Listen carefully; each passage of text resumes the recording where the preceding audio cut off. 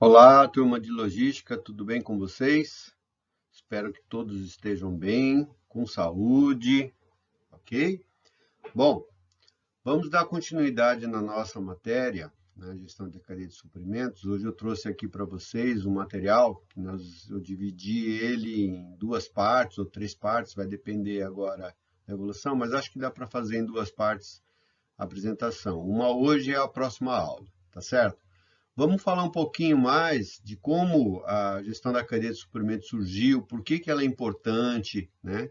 Principalmente no tocante à parte de compras. Vamos falar um pouquinho também do cenário atual, do passado, do futuro. Vamos evoluir um pouquinho mais, de uma forma assim mais ampla, dentro da gestão da cadeia de suprimentos, para que a gente possa entender esses fundamentos todos de como funciona, tá certo?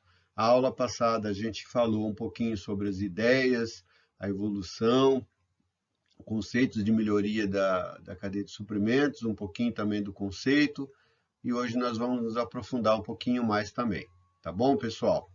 Bom, lembrando sempre que no final dessa atividade, né, desculpa, no final dessa apresentação, vai ter uma atividade que vocês vão ter que me entregar. Esta sim vai valer nota, tá certo? E acho que aproveitar o que nós já vimos da aula passada com a aula de hoje. Acho que você já tem condição de me responder aquela atividade. Vocês vão fazer me entregar. Eu vou dar mais ou menos os 10 dias hoje, contando de hoje, para vocês fazerem. Estou pedindo para vocês me entregarem isso mais ou menos no dia 19, ou seja, tem 2 finais de semana aí para fazer, e isso vai valer nota, tá bom, pessoal? Então eu espero, conto com vocês aí para vocês estarem me entregando a atividade e acompanhando as matérias aí para a gente poder ter um bom entendimento.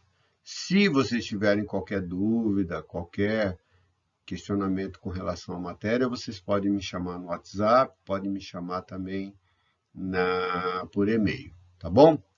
Então tá, pessoal, vamos lá, vamos começar, né? Essa matéria aqui agora, essa aula de hoje. Bom,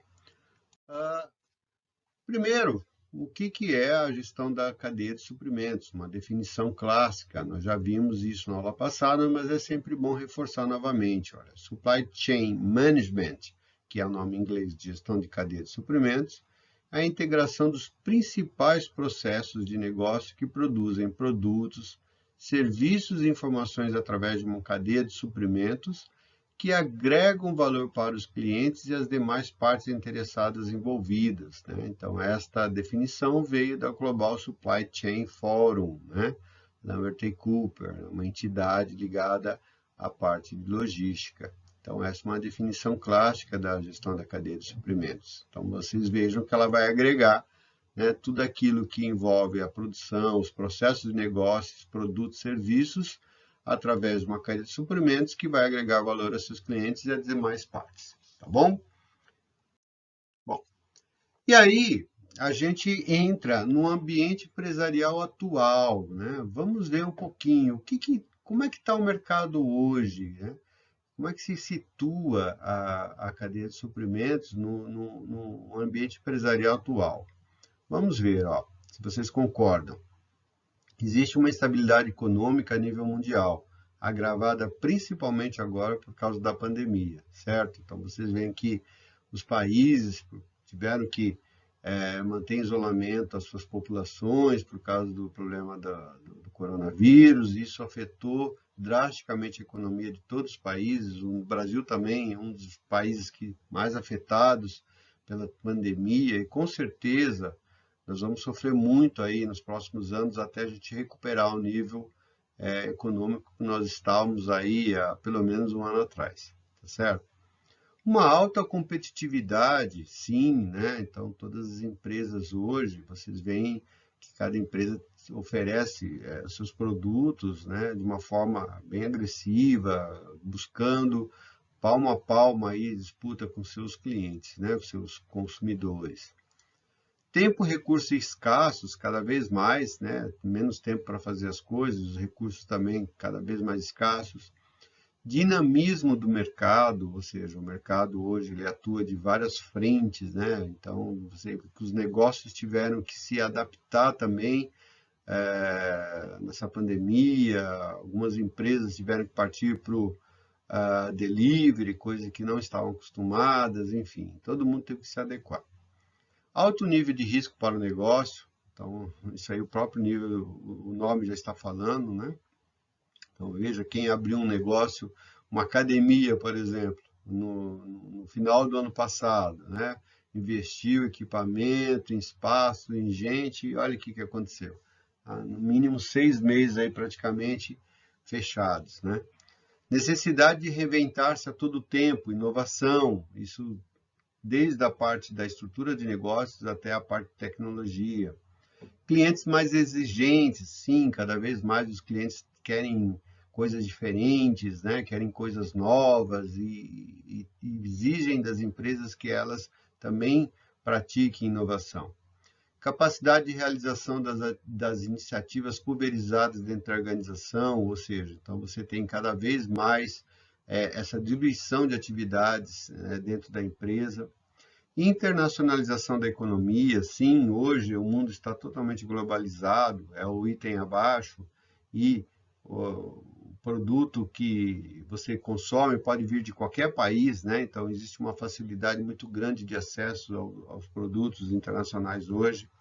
A globalização, como eu já falei, produtos mundiais, né? O Federal Supply, então as empresas hoje praticam o que chamam, né, de produção mundial. Às vezes um automóvel é lançado lá na Alemanha, ele é vendido em todos os países onde, por exemplo, tem a indústria automobilística, o mesmo modelo. Compras globais, né, o global sourcing, ou seja, você também indo para o comércio internacional, comércio exterior, você buscando suas fontes de fornecimento em outros países, e mudanças tecnológicas, né? Então, isso cada dia mais a gente percebe, principalmente agora com a indústria 4.0, com a implantação de inteligência artificial nos métodos de produção, enfim, isso vai ser uma realidade. Então, este é o cenário que se encontra hoje a cadeia de suprimentos. Então, o mercado ele está funcionando assim, ok? Bom, e no passado, né? No passado, né, como eram feitas as operações? Você tinha um foco nas atividades operacionais do relação ganha-perde, ou seja, as empresas só buscavam um ganha-perde, ou seja, ela queria tudo para ela, não importava o outro lado, né? E no futuro, a gente já viu como é que está no ambiente atual, e no futuro? O futuro é o foco nas atividades gerenciais, parcerias e visão da cadeia como um todo, que é o que a gente está estudando, né? Gestão da cadeia de suprimentos. E esse foco em atividades gerenciais cada vez mais amplo e a parcerias. Hoje o seu fornecedor ele não é mais simplesmente um mero fornecedor de produtos para a sua empresa, sim um parceiro de negócios. Muito embora ele seja um fornecedor, mas ele pode estar envolvido diretamente com o seu processo produtivo. E isso faz com que ele atue cada vez mais próximo do seu cliente. Bom, para vocês terem uma ideia, né? Então a gente tem aí um fluxograma de como você pode ter uma gestão da cadeia de suprimentos, né? Um supply chain. Então veja, você tem aqui uma indústria de madeiras, né? Então ela fabrica, né? Você tem a indústria de madeira que vai fornecer para o fabricante de papel, é a matéria-prima, que por sua vez fornece embalagens, né, para uma outra empresa. Uma indústria química, por exemplo, companhias de petróleo, fornece para fabricantes de plástico, que fornece, por sua vez, para, por exemplo, um fabricante de produtos da linha Procter & Gamble, por exemplo, shampoo, sabonetes, cosméticos e tudo mais, que vende para um CD do Walmart, ou terceiro, um varejo, um atacado, que vende para uma loja do Walmart, que vai até seu cliente final, né, dentro da loja do Walmart. Aqui, indústria química também, que fornece um outro produto. Então, ou seja, veja, você tem tudo isso interligado como clientes, varejistas, atacadistas, distribuidores, fabricantes e fornecedores de peças de matérias-primas, certo? Aí, o que a gente vê? A gente olha aí o consumidor chegando no estacionamento, estacionando seu carro, indo para uma loja, por exemplo, do Walmart, né? entrando aí para poder consumir os produtos que estão disponíveis na loja, que passaram por todo aquele processo, né, que nós vimos no slide anterior, de que a cadeia de suprimentos, que vai desde o seu fabricante, lá até da embalagem, até o produto final, que chega no distribuidor aqui, no varejista. E aí você tem, né, um slide onde você olha uma fábrica com todos os fornecedores, né, disponíveis e utilizando todos os modais de transportes também disponíveis, né, ferroviário, aéreo, rodoviário, né? Então, ou seja, os fornecedores, uma cadeia de suprimentos que fornece para a empresa, né, para que ela tenha condições de fabricar o seu produto. E aí, a função compras, né? Então, ou seja, o ato de comprar, a atividade de compras dentro de um departamento, de uma empresa, né? É um segmento essencial do departamento de suprimentos, né? O ato de comprar, que tem por finalidade, né, suprir as necessidades de materiais e serviços, planejá-las quantitativamente, satisfazê-las no momento certo com as quantidades corretas, verificar se recebeu efetivamente o que foi comprado e providenciar o armazenamento. Compras é, portanto, uma operação muito importante entre as que compõem um processo de suprimentos. Então, vocês vejam a importância dessa atividade de compras dentro daquela cadeia logística que nós vimos lá. E aí, você olha, logística para uma organização, do processo logístico, você tem, né, o seu fornecedor, compras, produção, distribuição, vendas, canais de distribuição, até chegar no seu cliente, ou seja, o input, que é entre materiais aqui, e o retrofit, que a gente chama de feedback, que é a informação que volta para cá de acordo com o que o seu cliente passa, né? Às vezes de melhoria, reclamações e tudo mais. Então, essa é uma cadeia, né, de suprimentos clássica, quando nós vimos o fornecedor, né, a área de compras fornecendo, né, ou seja, efetuando as compras para a produção, que produz e manda para a distribuição, que parte para vendas e atua nos canais de distribuição. Vocês lembram dos canais de distribuição que nós já estudamos? Atacado, varejo e o mercado e-commerce, né, que a gente fala, vendas eletrônicas.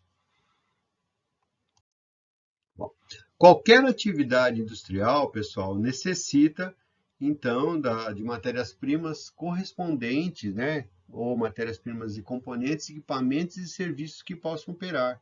No ciclo de um processo de fabricação, antes de se dar início à primeira operação, os materiais e insumos gerais já devem estar disponíveis, ou seja, antes de você começar a produzir, esse material já tem que estar lá à sua disposição, à disposição da área de produção para que ela consiga efetuar a fabricação do produto, né? E aí, para que isso você tenha uma produção tranquila, você precisa ter um grau de certeza, manter um certo grau de certeza desse atendimento, a continuidade do seu abastecimento a fim de atender as necessidades de um longo período, não é uma compra só que você faz, é uma compra que você compra todo mês, regularmente, ou toda semana, eventualmente. As quantidades de materiais que você compra, aquelas quantidades que são necessárias, são requeridas para o seu processo produtivo, e aí cada vez mais ela compra em lotes menores para que não se forme estoques, aí entra aquela parte de just in time, né, de atendimento na hora certa, né, com a quantidade certa, com a qualidade certa, né, que a gente já estudou. A qualidade também é compatível com o processo produtivo. Então, isso faz com que a área de compras, de novo, né, ela tenha essa importância para que ela possa suprir a empresa de todas as matérias-primas e para poder concluir o processo produtivo, né? E aí, como é que você faz esse trabalho, né? A pesquisa é um elemento básico para a própria operação de compras, né? A busca e a investigação estão vinculadas diretamente à atividade básica de compra, né? E aí você tem que determinação,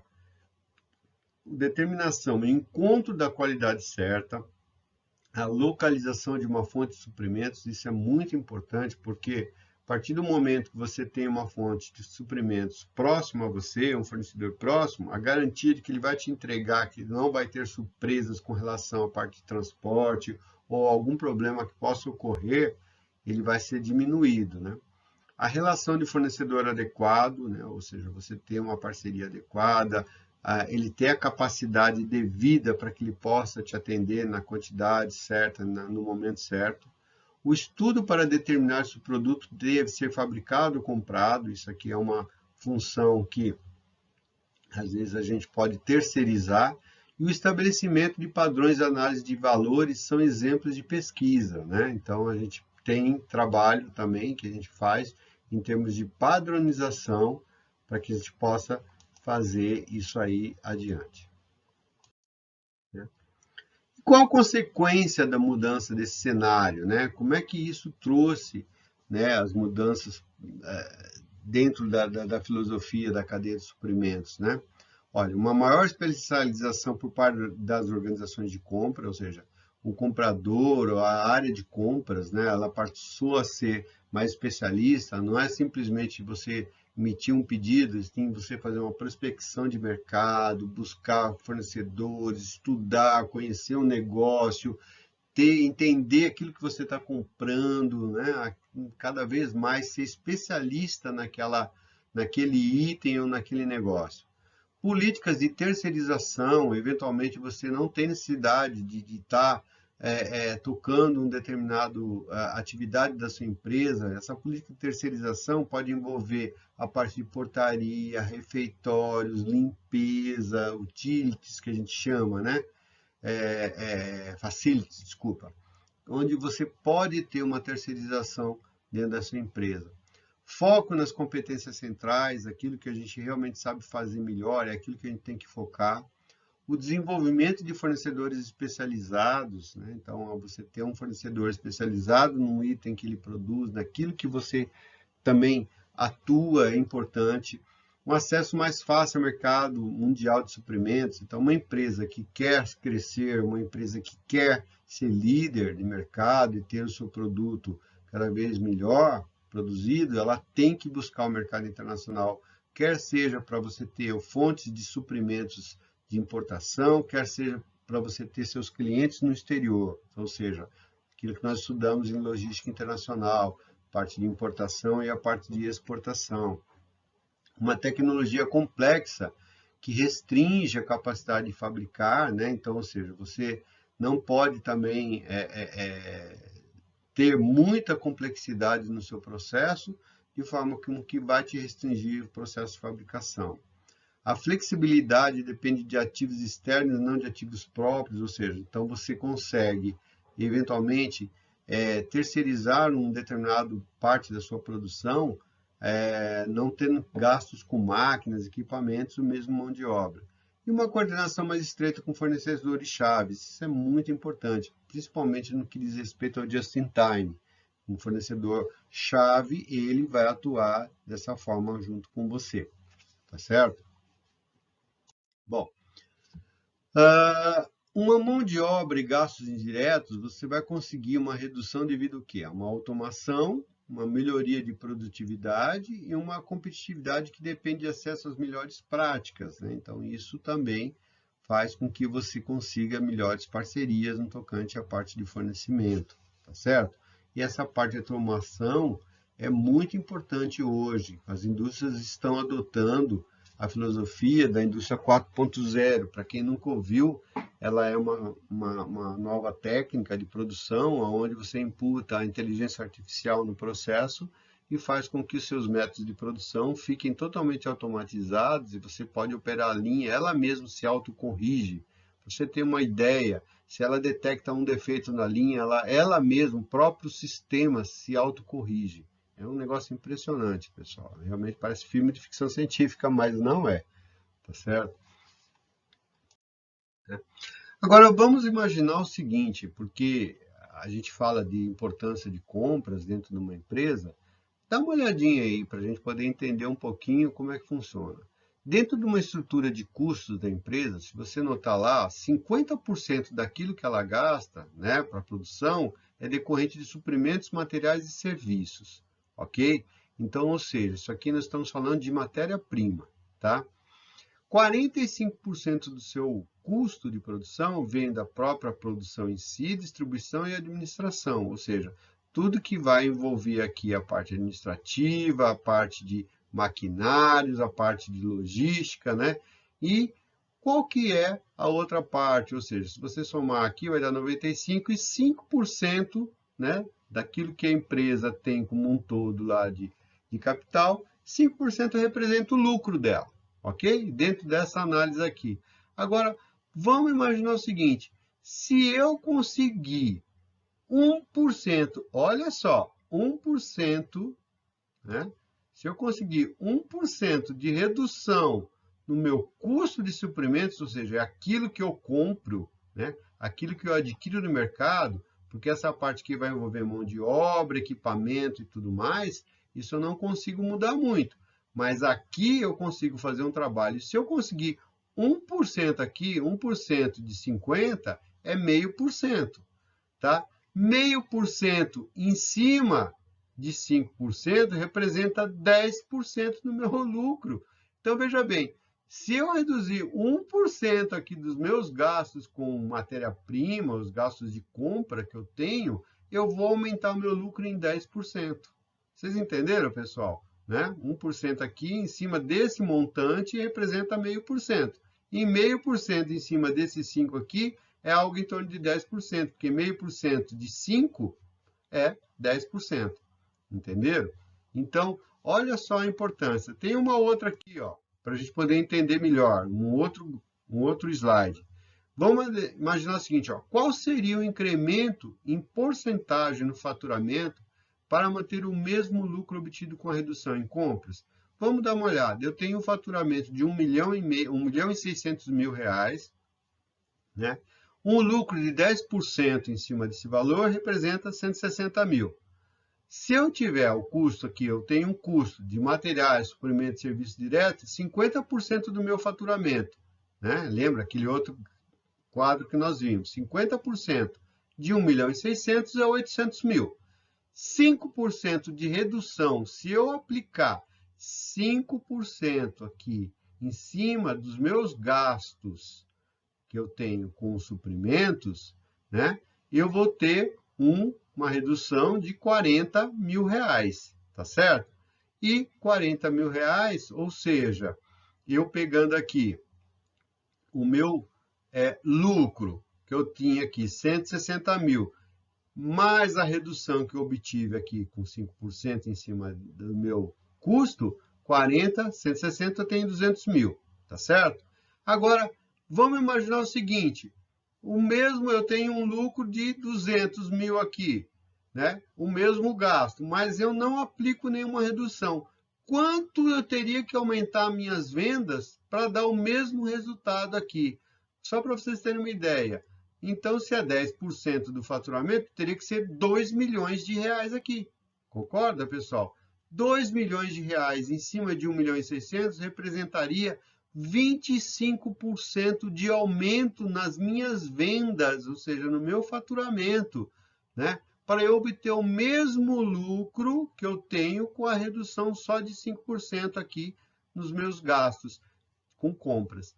Então, o que é mais fácil? Eu reduzir 5% dos meus gastos ou aumentar 25% das minhas vendas, né? Hoje, no mercado competitivo que nós vimos num cenário lá. Então, obviamente, a resposta é, eu consigo uma vantagem, um lucro maior, uma competitividade maior, se eu aplicar uma redução dos meus custos aqui, em vez de aumentar minhas vendas. Lógico, se eu aumentar minhas vendas, eu vou aumentar meu lucro, mas eu teria que aumentar aqui 25%. Quem é que consegue aumentar 25% de suas vendas hoje no mercado do jeito que está? É muito difícil.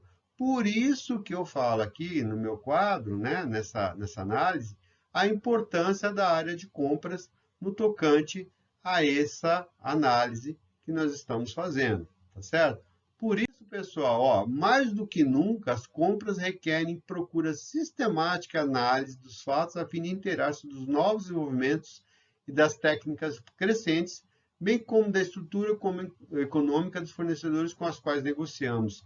Enfim, para vocês terem essa ideia, compras representa, então, uma ferramenta, né, uma atividade que pode gerar um lucro maior para a minha empresa, desde que eu consiga aplicar todas as técnicas, né, necessárias lá para uma boa compra. Tá bom? Bom, pessoal, por enquanto é isso aqui. Eu não vou me estender mais, senão a nossa aula vai ficar muito longa, né? O vídeo vai ficar muito comprido. A semana que vem eu posto a continuação dessa matéria, né? A gente vai entrar então, como é que a gente consegue obter essa redução de custo, né? Como é que nós conseguimos obter essa redução que nós falamos lá no quadro anterior de 5%, para que a gente possa entender melhor isso aqui, tá bom? Bom, pessoal, eu vou, juntamente com essa aula, vai ter uma atividade para vocês me entregarem. Estudem, então, o material que eu vou mandar para vocês.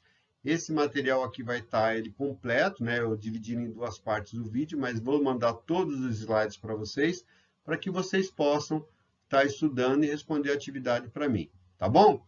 Então, a aula foi isso. Essa semana nós vamos parar por aqui. Semana que vem tem mais. Obrigado pela atenção, pessoal. Tudo de bom para vocês. Boa semana, ok? E até a próxima semana, tá bom? Lembrando que, caso tenha dúvida, fiquem à vontade para me consultar, tá bem? Fiquem com Deus. Até a próxima. Tchau, pessoal.